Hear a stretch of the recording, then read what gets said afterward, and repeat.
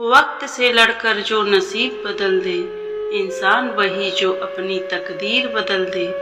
कल क्या होगा कभी न सोचो, क्या पता वक्त कल खुद अपनी तस्वीर बदल दे। बहुत सारे लोग यह सोचते हैं कि बिना कुछ किए ही उन्हें सब कुछ मिल जाए जो वह चाहते हैं। इस विषय पर अक्सर बहस होती है कि आखिर कौन बड़ा है, भाग्य या कर्म।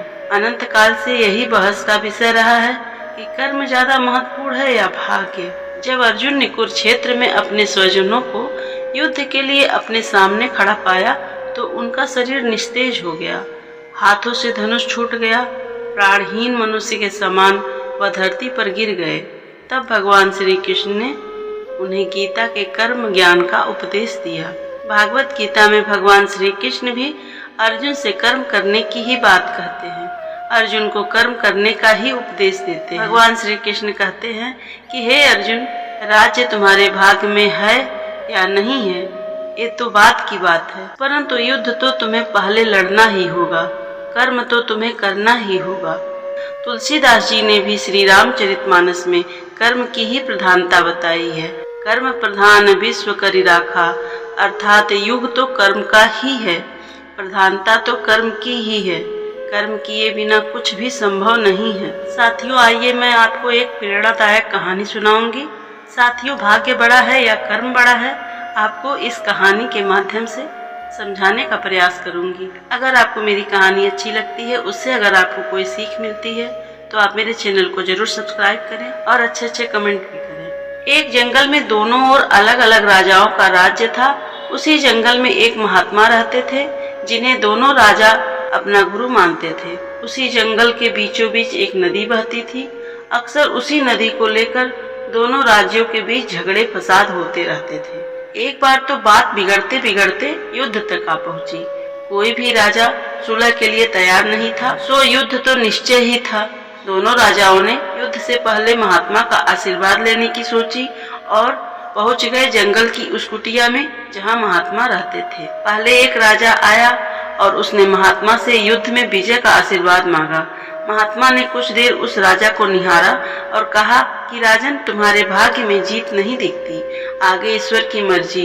यह सुनकर पहला राजा थोड़ा विचलित तो हुआ, फिर उसने सोचा कि यदि हारना ही है तो पूरी ताकत से लड़ेंगे, परंतु यूं ही हार नहीं मानेंगे, और अगर हार भी गए तो हार को भी औरों के लिए उदाहरण बना देंगे, परंतु आसानी से हार नहीं मानेंगे।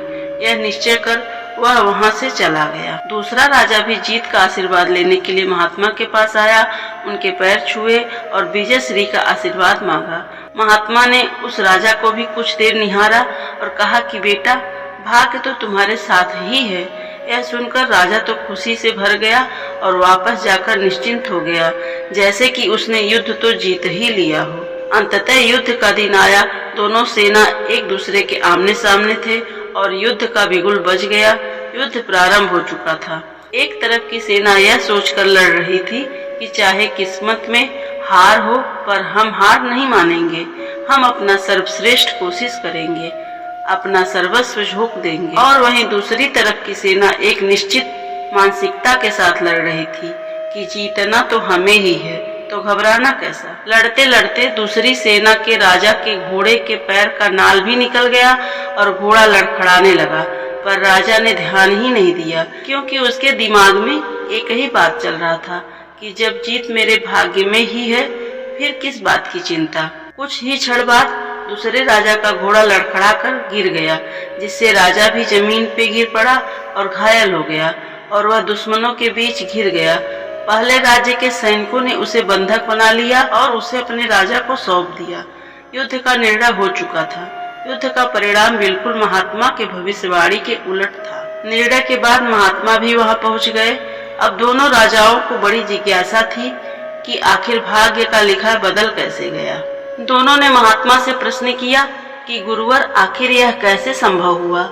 महात्मा ने मुस्कुराते हुए उत्तर दिया, राजन, भाग्य नहीं बदला, वो बिल्कुल अपनी जगह सही है, पर तुम लोग बदल गए हो। उन्होंने विजेता राजा की ओर इशारा करते हुए कहा कि अब आपको ही देखो राजन, आपने संभावित हार के बारे में सुनकर दिन रात एक कर दिया।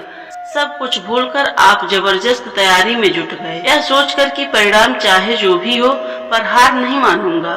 खुद हर बात का ख्याल रखा, खुद ही हर रणनीति बनाई, जबकि पहले आपकी योजना सेनापति के भरोसे युद्ध लड़ने की थी। अब महात्मा ने पराजित राजा की ओर इशारा करते हुए कहा कि राजन, आपने तो युद्ध से पहले ही जीत का जश्न मनाना शुरू कर दिया था। आपने तो घोड़े के नाल तक का ख्याल नहीं रखा। फिर आप इतनी बड़ी सेना को कैसे संभालते और कैसे उनको कुशल नेतृत्व देते? और हुआ वही जो होना लिखा था। भाग्य नहीं बदला, पर जिनके भाग्य में जो लिखा था उन्होंने ही अपना व्यक्तित्व बदल लिया।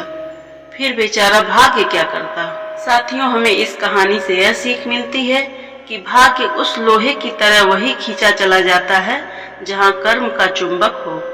हम भाग्य के अधीन नहीं हैं, हम तो स्वयं भाग्य के निर्माता हैं। यह सत्य है कि भाग्य भी उन लोगों का साथ देता है जो कर्म करते हैं। किसी खुरदरे पत्थर को चिकना बनाने के लिए हमें उसे रोज घिसना पड़ेगा। ऐसा ही अपने जीवन में समझें। हम जिस भी क्षेत्र में हों, स्तर पर हों, हम अपना कर्म करते रहें बिना फल की चिंता किए। आशा करती हूँ कि आपको यह कहानी बहुत ही अच्छी लगी होगी। अपना अमूल्य समय देने के लिए धन्यवाद।